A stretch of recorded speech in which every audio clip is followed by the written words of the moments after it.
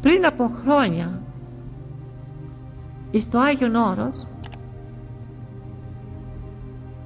ήταν ένας αρχιερεύς ονόματι Ιερόθεος. Αυτός ήρθε από τη Μικρά Ασία και το Οικουμενικό Πατριαρχείο τον έβαλε στο Άγιον Όρος να κάνει χειροτονίες, μνημόσυνα, λειτουργίες κλπ. Ήταν ένας Άγιος αρχιερέας στον τύπο του Αγίου Νικολάου. Από αυτόν τον Άγιον αρχιερέα αξιώθηκα της ιεροσύνης. Από τη Μικρά Ασία, ευλογημένος άνθρωπος του Θεού. Ένα θα σας πω, αγρυπνίες που κάναμε 15 ώρες αγρυπνία, αυτός ο άνθρωπος το οικοντού της γέρον δεν εκάθιτο καθόλου στο κάθισμα.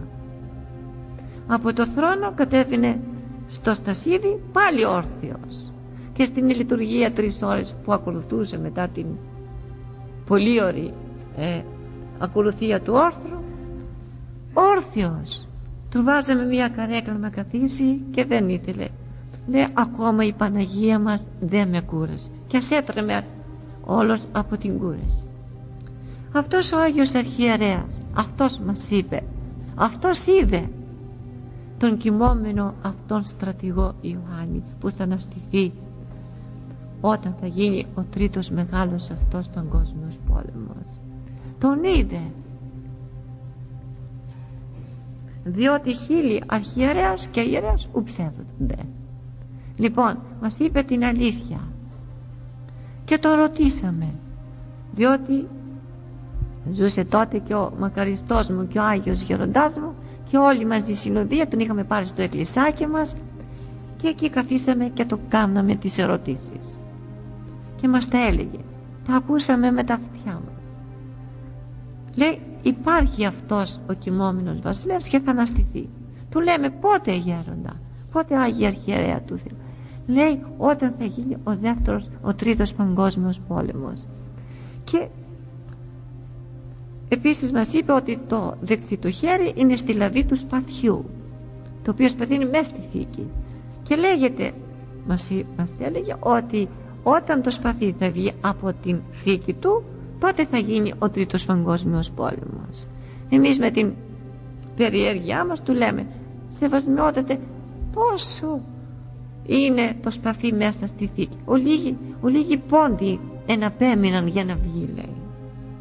Και όταν το 55 έγινε εκείνη η βανδαλισμοί πάνω στην Κωνσταντινούπολη, εκεί οι Τούρκοι κάνανε τόσες ασχήμιες στους αρχιερείς και ιερείς και εκκλησίες και στα μαγαζιά των Ορθοδόξων Ελλήνων, τότε εγώ ήμουνα στο ασκητήρι των Αγίων Αναργύρων και βλέπω τον αρχιερέα έξω από το ασκητήρι ασκεπή, στεναχωρημένον, αναμένον, ιδρωμένον, και τρέχω έξω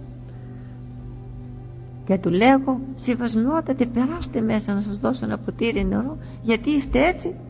Και μου λέει, παιδί μου, λέει, διάκο μου, λέει, ξέρεις μήπως είναι τώρα, λέει, που θα γίνει ο τρίτος παγκόσμιος πόλεμος, λέει, γιατί αυτοί οι βανδαλισμοί μήπως είναι η αρχή του πολέμου, και φοβούμαι με γίνει η Δευτέρα και αναστηθεί ο βασιλεύς κλπ.